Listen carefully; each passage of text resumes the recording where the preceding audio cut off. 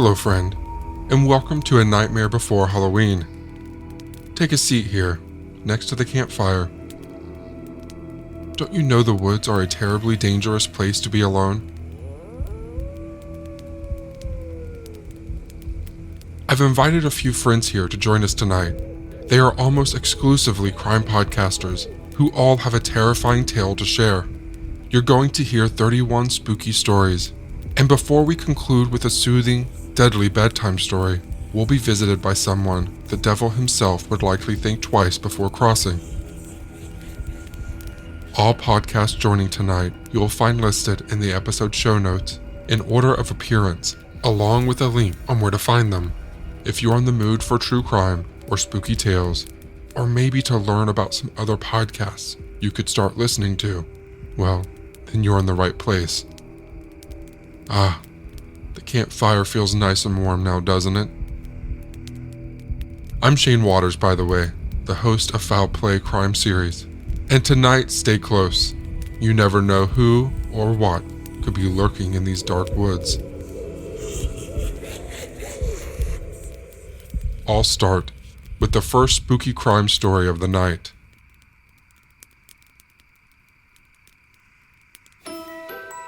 The night of Halloween was once called All Hallows Eve. It was a night where costumes were worn to ward off evil spirits who had crossed over from the dead into the living world to roam. The customary costume was intended for protection, a layer of clothing to change a person's appearance, blend in with the spirits, and dispel any incoming evil. In today's world, it is other humans rather than spirits that we have come to fear. When a person disappears, literally vanishes without a trace, our world suddenly takes on a menacing and unknown feeling. Busy lives, bustling traffic, life happening in every direction, and somehow a human being gets swallowed up like a vortex spinning and capturing its prey. When there are no clues, when there is no evidence to find, the world carries on, and yet this individual is no longer in it. For those left behind, they have unanswered questions and a desperate need for answers to try and make sense of it. On February 27, 2003, around 4 p.m., the Minneapolis Police Department received a phone call. A body had been found floating in the Mississippi River, just south of the iconic 3rd Avenue Bridge. The imposing structure, with its sweeping concrete arches that flow across the full 2,223-foot length of the bridge, connects downtown Minneapolis with the northeast area. As dispatch sent water recovery teams to the scene, detectives were put on alert. There are many different reasons a body can end up in the water. All are tragic events. Some, however, come straight from dark and sinister places. The Mississippi River had been frozen in recent weeks, with the harsh winter keeping the temperatures below freezing. A slow thawing had begun to emerge, the ice cautiously melting, and with its gentle reduction came the release of objects that had been held in its icy grip, as water experts respectfully began to recover the body onto dry land. The glances between them could not be mistaken. They had recovered at least 13 bodies from that stretch of water, and none looked like this. When the air in a person's lungs is replaced by water, the ability to breathe is impaired and restricted, rising until it fills the lungs to capacity. The liquid causes suffocation, air is forced out, and the lungs are immersed completely, leading to respiration grudgingly, yet inevitably coming to an end. At this point, a body will begin to sink into the darkness of the waters below and out of sight. Over time, gases are released, swelling up the body and causing it to rise again to break the surface of the water. With the torso more bloated and buoyant, the usual position a body takes is face down, arms out with a slight droop of the hands toward the seabed below, and legs that are angled downward. The body the team pulled out of the Mississippi River at 6:28 p.m. that evening had not been in that position. Fully clothed and lying on his back, the male body floated, unanchored in the water.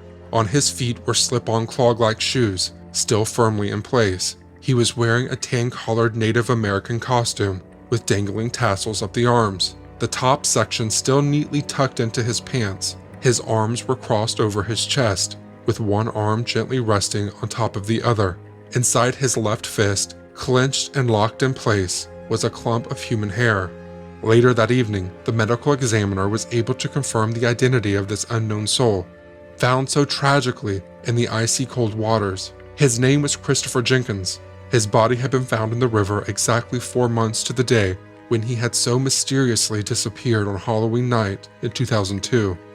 Chris was 21 years old and a student at the Carlson School of Management at the University of Minnesota's Business School. He was due to graduate with his bachelor's degree in marketing and entrepreneurial management in May 2003. Chris was a happy guy.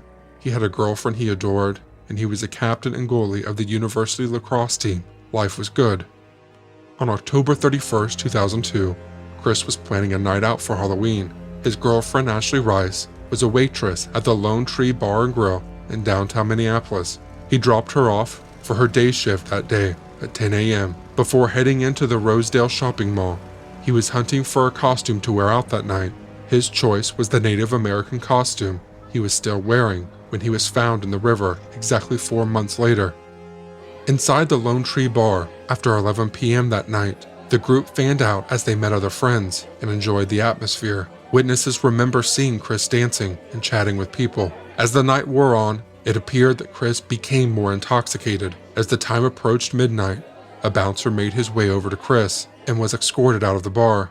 Exactly why has never been fully established with any certainty.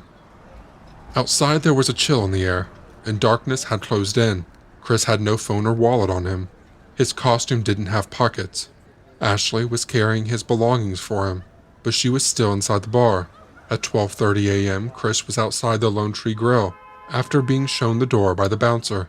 From there, Chris vanished into the night. The Minneapolis Police Department wouldn't accept a missing persons report until 72 hours had passed. Without any indications of foul play, they expected Chris to reappear at any time. Minneapolis police detectives did find a witness who they thought saw Chris on the night he disappeared. The witness was cycling across the Hennepin Avenue Bridge at around 2 a.m. on Halloween night. They saw a man walking across the bridge alone. This was the only possible sighting of Chris after he was at the Lone Tree Bar. In a meeting with his parents, police said they believed Chris had taken his own life and jumped into the Mississippi River on the night of Halloween. He had struggled with depression in the past, and detectives thought this was the most likely explanation for his disappearance. The autopsy of Chris Jenkins further deepened the mystery of what happened to him. He did not have water in his lungs. It was not the river that took his life. Arms crossed, hair grasped in his hand, his body looked like it had been pushed into the water while still in stages of rigor mortis, locking the position in place before the freezing temperatures took hold. The hair inside his fist was believed to be his own. He had no injuries consistent with falling into the river from a height. His slip-on shoes, still in place, and clothes neatly arranged, do not support a sudden submersion in water and the inevitable struggle to survive that would follow.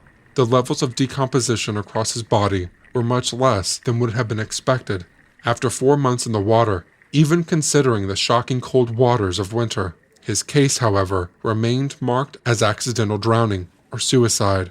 It would be another 3 years before the status of Chris's case would change.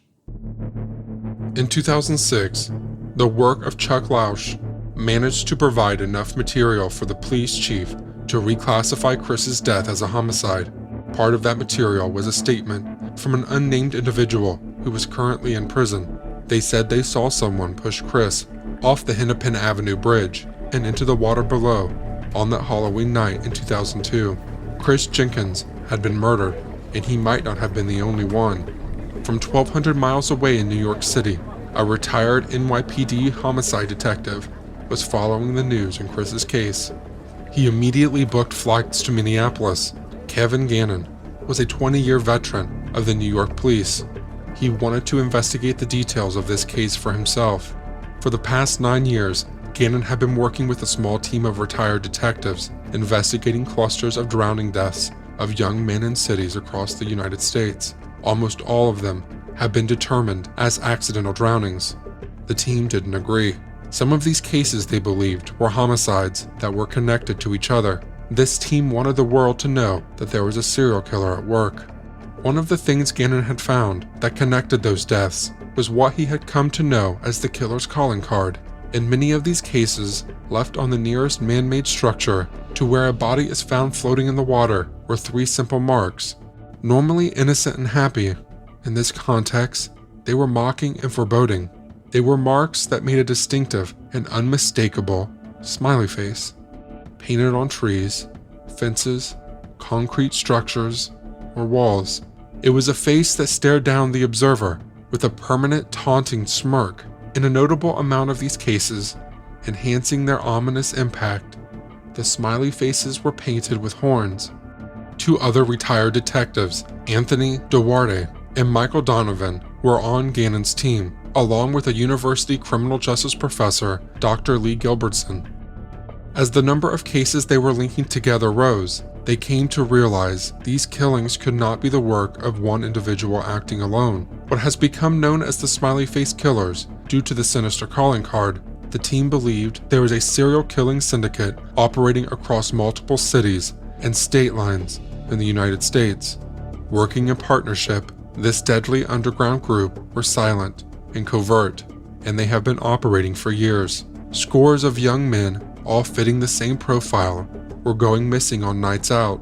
Mostly in their early 20s, they were white men, fit and athletic, usually at universities and doing well in their studies. They were young and seemed to have everything going for them. After vanishing in the dead of night, they were being held by the killers for different amounts of time. It would be days, weeks, or even months before their bodies were dumped into nearby waters and found to be returned to devastated families. In almost all cases, their tragic deaths had been classified as accidental drownings. Intoxicated, unsteady on their feet, walking by the riverbank, it happens. People fall in and are unable to save themselves. Only, in many of these cases, these men didn't drown. There was no water in their lungs. There was no bloating with how bodies decompose in water and become buoyant. They had been killed before their bodies entered the water, and often with unexplained amounts of the central nervous system depressant, GHB, in their systems. However this terrifying trend had started, the team believed it had expanded into a network of individuals working in carefully planned and executed, synchronized with each other. The victims were targeted, assessed to ensure they met the same profile criteria. They were then followed, drugged, and kidnapped, snatched off the street and away from the safety of their friends during a night out, never to be seen alive again.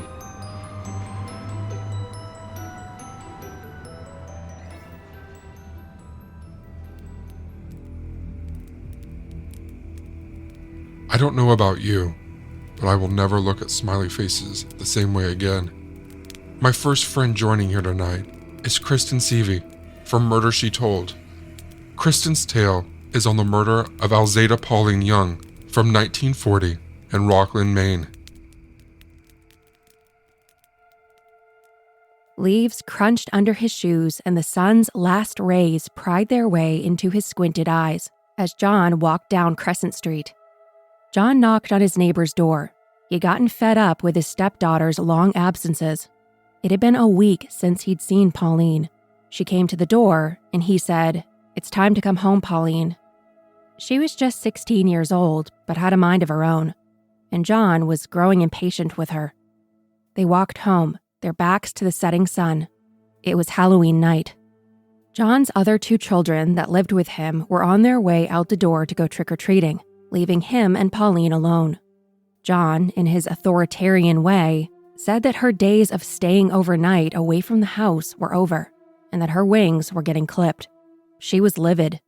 She said that she was leaving and yelled, "To hell with supper, to hell with you, and to hell with mother." John locked all the doors, daring her to try and leave. Pauline grabbed a knife from the kitchen and came at John. He grabbed the closest weapon, a hammer, and threw it at her, hitting her in the forehead and rendering her instantly unconscious. She crumpled to the floor, face down. John rolled her over, checked her pulse, checked her breathing, and discovered that he'd killed his wife's daughter with a single brutal blow. He panicked. Who would believe that a husky stoneworker like him could have felt threatened by a 16-year-old girl? who would believe that he acted in self-defense. He had to think fast. He picked up her body and moved it downstairs in the cellar as a temporary measure.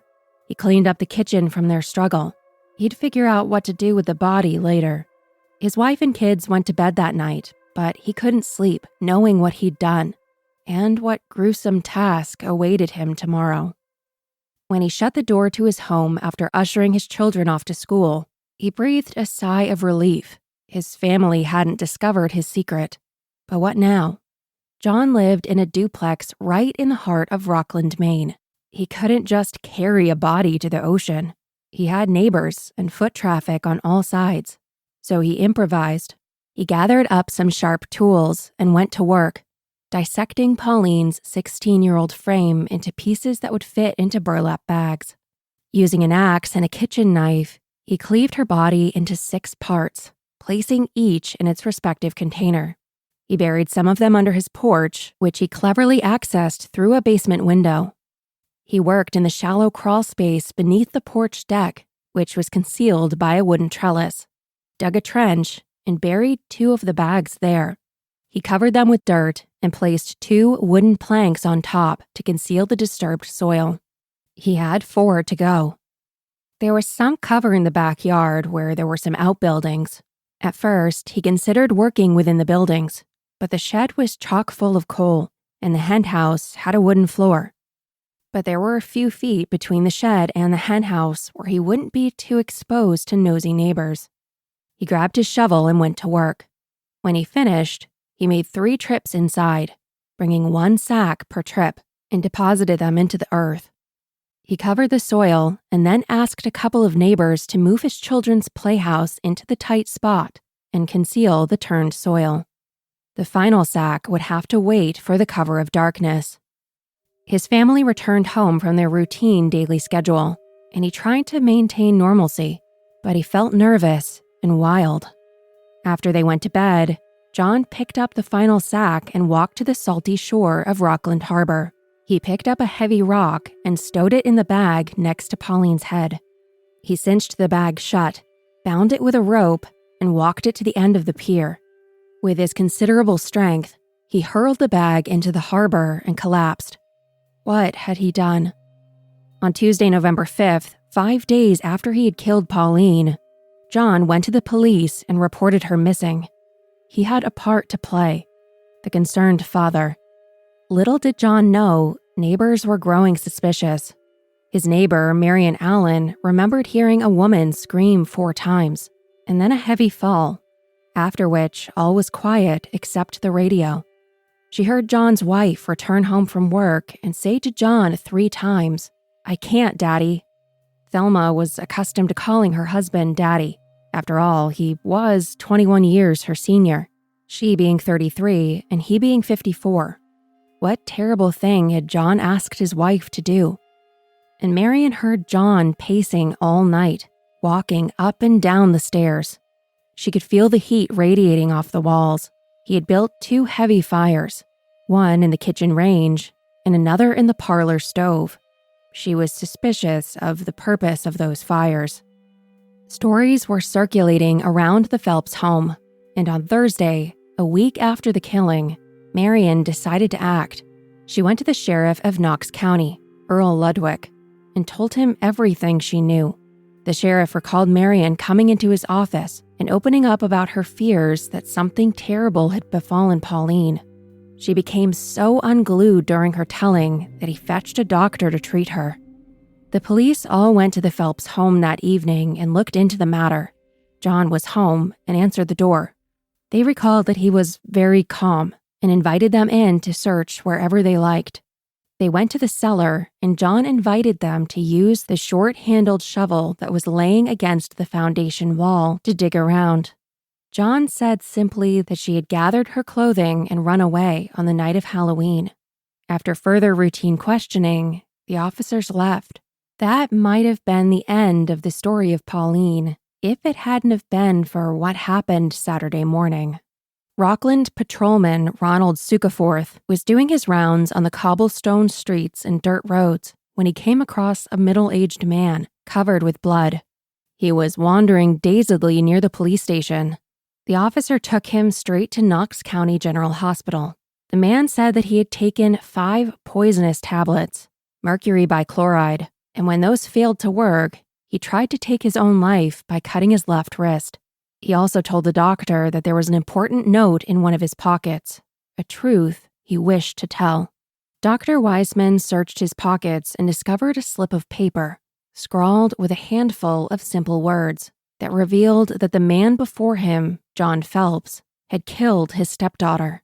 He immediately notified the sheriff of his discovery. By 4 a.m. that morning, the top brass from local law enforcement gathered at John's bedside and he told them everything. The men summoned additional help and made their way to John's home. It wasn't long before they found the first 2 sacks, hidden underneath the front porch. The local doctor, borrowing a knife from the newspaper reporter, slit the ropes that bound the sack and revealed the right thigh and groin. The second sack contained both legs, still clad with stockings. They next turned their attention to his outbuildings. Wedged between the other 2 buildings was a children's playhouse. They decided to remove it. Several officers lifted up and revealed that the earth had been recently disturbed. 1.5 feet under the surface, they discovered a 3rd sack, then a 4th, then a 5th. Dr. Weissman cut the rope securing the bag and found first the left arm and upper left half of the body, cut down a center line. In the 4th bag was the other thigh, and in the 5th was the right half of the body. The parts were all taken to Burpee Funeral Home, where the doctor assembled the parts like a ghastly jigsaw puzzle. He later told reporters that some of the internal organs were never found. That afternoon, Dr. Weissman told reporters that he believed John wouldn't live more than a week. He was in critical condition. Police headed to Witham's Wharf and started dragging the bottom of the harbor with grappling hooks, hoping to snag the bag that contained Pauline's head. There was an urgency to the search. The sooner they recovered the bag, the better the condition would be, and the sooner they could examine her head to determine if John's story of a single hammer blow was truthful. All week, John struggled for his life, but his strong constitution triumphed, and on Thursday, 2 weeks after Pauline's death, he was released from the hospital. While John convalesced, police searched the harbor. Hundreds of man-hours and even a diver turned up nothing. Pauline's head had vanished. As soon as John was released, he was immediately arrested on a murder charge and arraigned the following day in Rockland District Court. He pled not guilty, explaining that he only acted in self-defense. The judge held him without bail through the winter to stand trial. In February, 4 months after Pauline's death, a grand jury convened and indicted John, and he was arraigned again in Superior Court. The judge read the charges, and to everyone's surprise, John pled guilty. The legal process was over. The prosecutor motioned for sentencing, and the judge obliged, imposing a life sentence at Maine State Prison in Thomaston. John had been jailed in Thomaston for 24 years when in 1964, he petitioned Maine's governor and the executive council for a pardon for the 2nd time. They granted him parole. He lived out his final years with his daughter, Rachel. On August 28, 1968, John died at the age of 81 and was buried in East Hartford, Connecticut, near where his daughter lived. This story became a legend in the Rockland community. People comment even today on blog posts about this murder. They always thought it was a myth and were stunned to learn that it was true. The house became known as a haunted house. Kids were fearful going near it. There was a speculation of what happened to Pauline's head. Perhaps it wasn't discarded in the bay. One longtime Rockland resident, who was just 8 years old when it happened, believed that John had thrown the head in a quarry behind the church.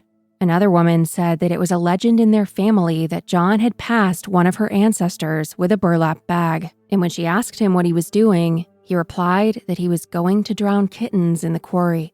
The author of a local history book wrote that it affected the children of the era, himself included.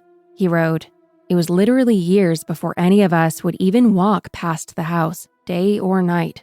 Sometimes we would race past the house on our bicycles, but that was the extent of our courage." Take a trip to Rockland, Maine today. It's beautiful. The harbor is filled with sailboats. The streets are lined with beautiful brick buildings. It's clean, manicured, and tidy. But under the surface is a dark chapter and a haunting mystery that still lingers today.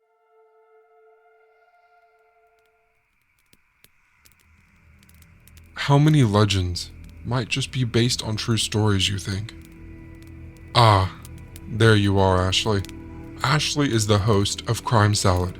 The story she has for us tonight happened on Halloween night in 2004, when one house in Napa Valley was transformed into a real-life horror movie that began with a terrifying, blood-curdling scream.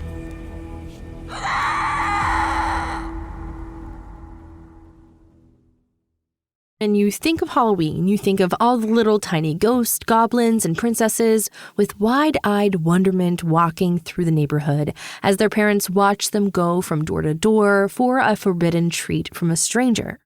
It's ironic because parents spend all year telling their children not to talk to strangers or be swayed by talk of lost puppies, kittens, or free candy. But on this one special magical night of the year, we throw caution to the window and allow the most innocent among us to take candy from strangers. But they aren't really strangers. They're usually kind-hearted neighbors, all participating in the making of innocent children memories. That's exactly how Halloween night in 2004 began for the three young women living in the adorable little house on Dorset Street in downtown Napa Valley, California. 26-year-old Adrian and Sonia and 26-year-old Lauren Mianza became fast and close friends when they played in the same volleyball league. It wasn't long before they moved in together into a charming 900-square-foot bungalow in the heart of idyllic Napa Valley. Soon they had made friends with another 26-year-old who lived next door, Leslie Mazzara.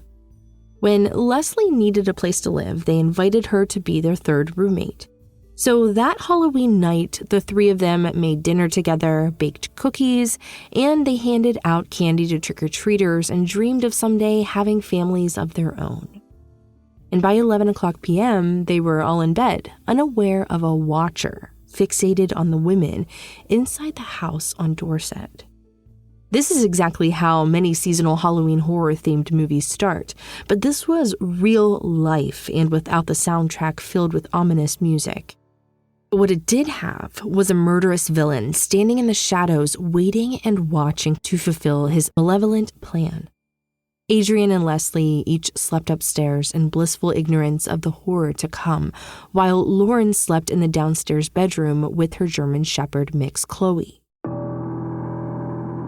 And then around 1 a.m., Chloe began to growl, just as a security light in the backyard switched on. Lauren dismissed the warning bark and shushed Chloe to be quiet. She assumed it was something as innocent as a neighborhood cat triggering the motion sensor. She couldn't have been more wrong.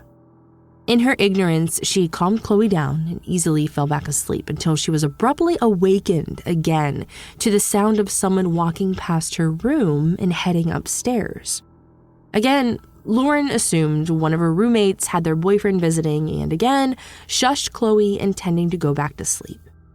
And that is when she was awakened one last time.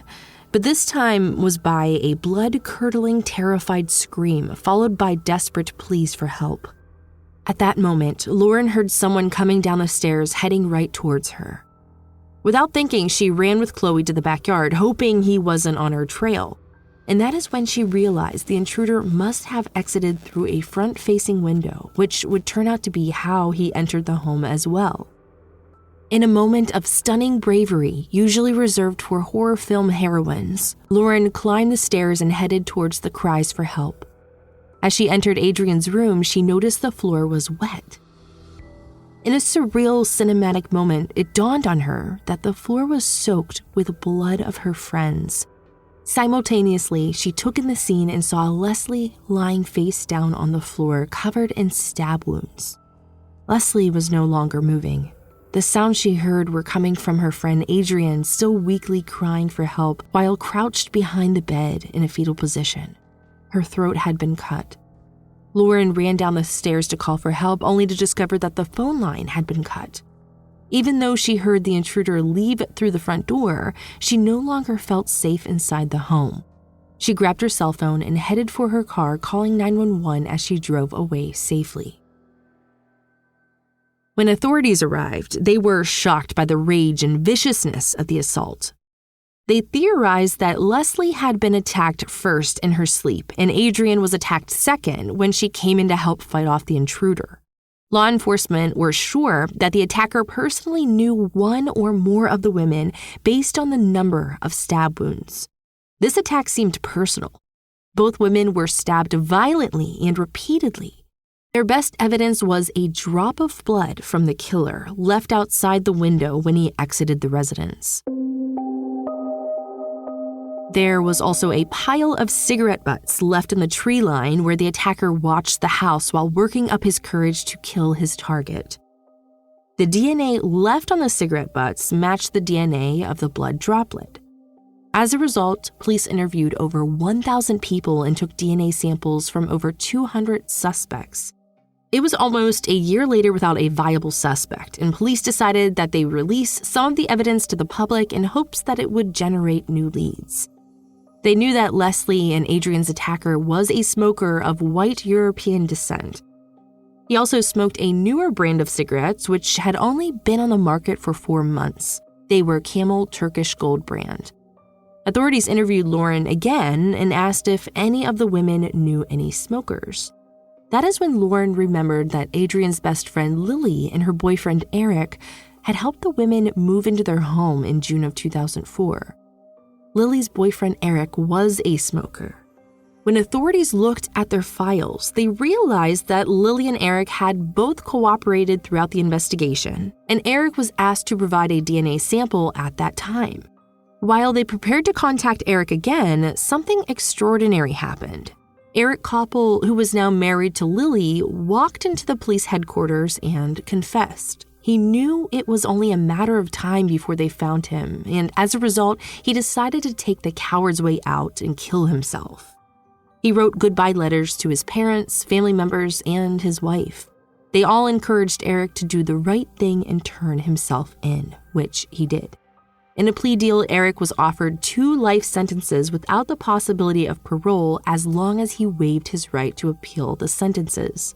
Now, police discovered that Eric and Lily had been engaged and they were supposed to be married the same day as the attack. However, Lily delayed the wedding, and Eric felt like this was all because of Adrienne's interference in his relationship. In fact, on the day after the attack, he should have been in Hawaii on his honeymoon. Instead, he was outside the little house on Dorset, working up the courage to act out his rage on innocent women. At sentencing, Arlene and Kathy, the 2 mothers of Eric's victims, would no longer be silenced. Eric had taken the lives of 2 vibrant young women in the most terrifying way. Arlene and Kathy wanted answers as to why their daughters had to die. A few months earlier, Eric's mother, Robin, had the audacity to write a letter to Adrienne's mother, telling her the murders were God's will and both girls were in a better place. Arlene wrote back telling her that she couldn't have been more wrong, and Jesus wept at these women's deaths.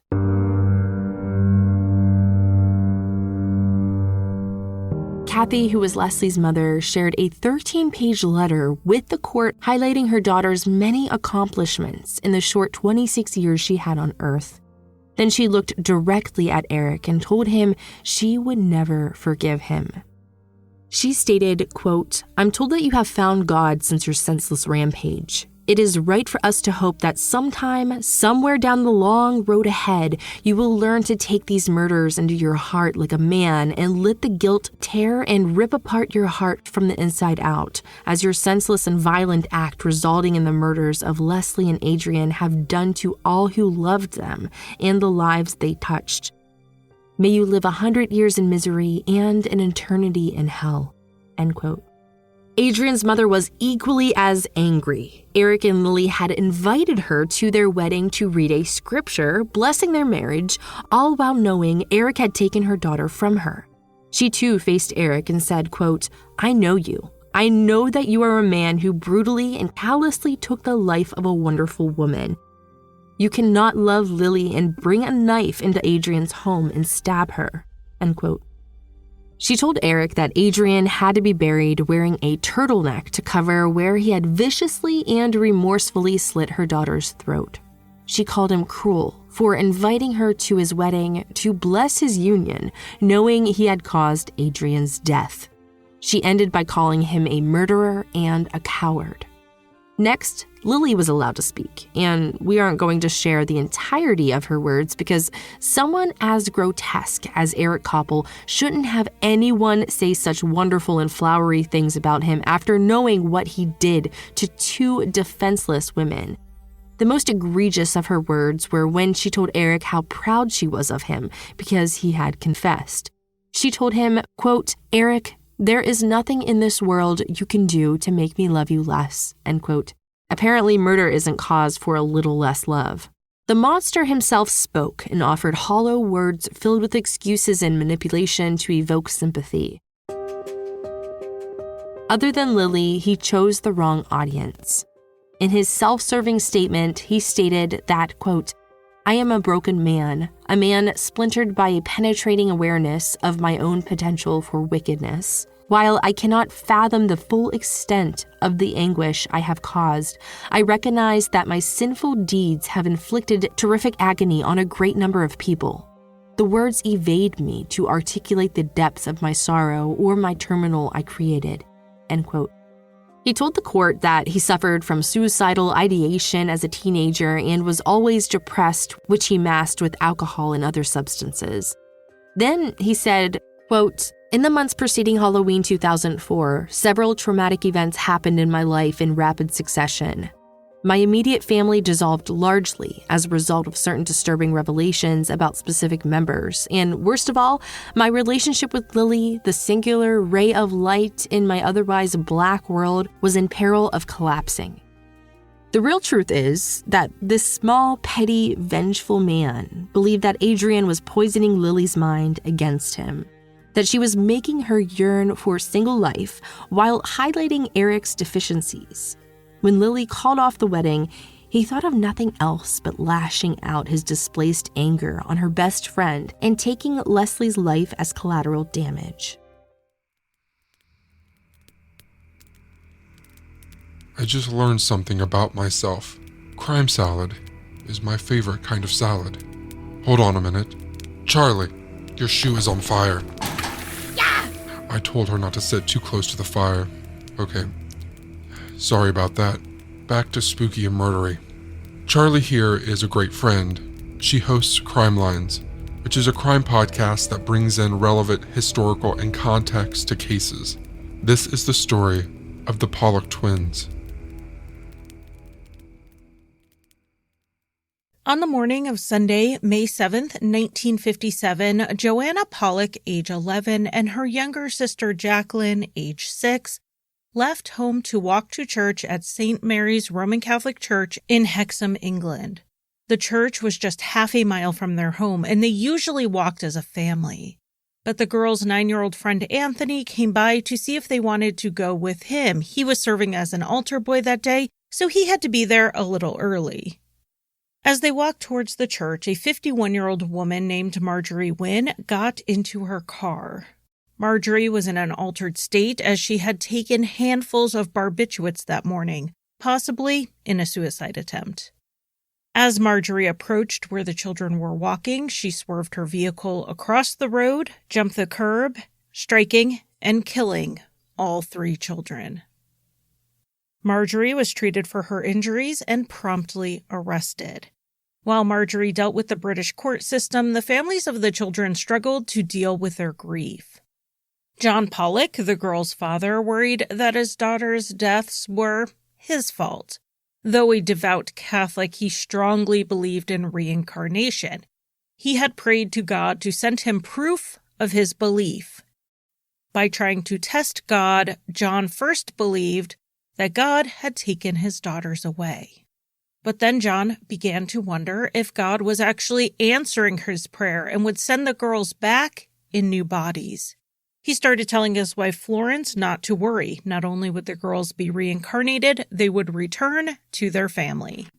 John became even more convinced when 8 months after the deaths of Joanna and Jacqueline, Florence became pregnant again. He knew that it meant one of the girls was on her way back. But as Florence's abdomen swelled beyond what it had during her previous pregnancies, John became sure both girls were coming back. Though the doctor said he believed there was only one baby, John was sure it was twins. On October 4th, 1958, Florence gave birth to twin baby girls. They named the girls Jillian and Jennifer, and John looked for the signs he had asked God for, proof that the girls were really Joanna and Jacqueline, back again. One early sign was that Jennifer had 2 birthmarks. They coincided with marks Jacqueline had, 1 scar and 1 birthmark. Florence, though, remained unconvinced. A couple of birthmarks were not enough for her to toss out her lifelong religious belief system. John watched as Jillian grew and developed a build and personality like Joanna's, and Jennifer leaned towards Jacqueline. But maybe he was just seeing what he wanted to see. When the twins were 3, Florence pulled out an old box of Joanna and Jacqueline's toys. She worried about the 2 fighting over whatever was in the box, but that didn't happen. Instead, each girl immediately grabbed 4 different dolls. Jillian grabbed the doll that belonged to Joanna, and Jennifer grabbed the one that belonged to Jacqueline. They both said the dolls were gifts from Father Christmas, and these toddlers could not have known that they were, in fact, Christmas gifts for their late sisters. Here is Florence in an interview explaining that moment. When I got these 2 dolls out, one said, "Oh, that's Mary, and that's Susan." And it was exactly the same names as my other daughters had named them. And that was the sort of really turning point in my way of thinking. After this, with the girls fully verbal, the evidence that they were their sisters reincarnated started piling up. In 1963, when the girls were 4 years old, the family went to visit friends in Hexham.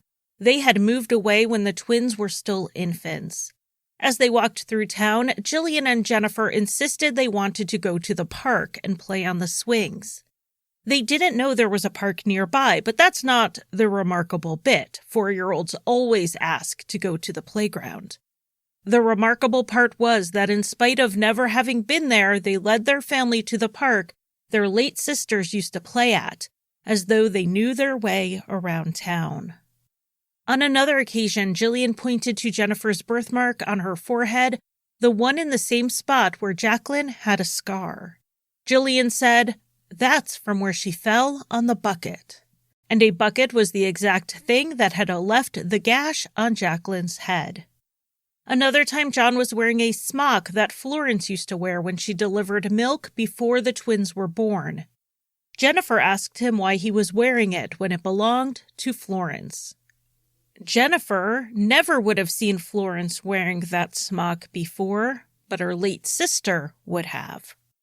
The story of the Pollock twins spread, and paranormal researcher Ian Stevenson traveled to the family home in 1963 when the girls were 4. He first interviewed John and Florence in an attempt to assess the situation. After speaking with them and then the girls, he believed that their account was credible. But as the girls approached the age of 5, their past life memories began to fade. By the time Stevenson visited them when they were 8, the memories were gone. By the time he last checked in with them when they were 20, even the memories of the memories had left. He had to depend almost entirely on John and Florence's reports. At the age of 22, Jillian did experience a flashback of sorts. She remembered playing in a sand pit with her older brothers, but it wasn't a place she recognized. She described the house and the yard, and John said it perfectly matched a property they lived at when Joanna was a toddler, and Jillian had never been to. Those who believe that the Pollock twins are the reincarnations of their older sisters are generally the people who already believe in the principle even before they heard of the girls. And those who think John and Florence projected their own beliefs onto the twins are generally people who already don't believe in reincarnation. Our own biases color how we see all cases, whether they are of this world, out of this world, or simply otherworldly. Are you a believer in reincarnation? I know some folks hope to be reincarnated because they fear death, but I argue there is a fate worse than death.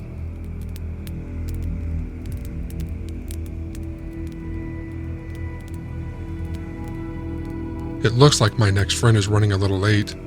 They do this sometimes. You have friends like this too, right?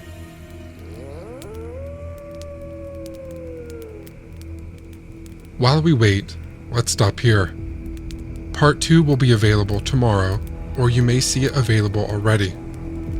Either way, I'll keep the campfire warm whenever you're ready to return. Don't forget, all the podcasts you've heard from are listed in the show notes in order of appearance. Okay, I'll let you go now. See you again soon.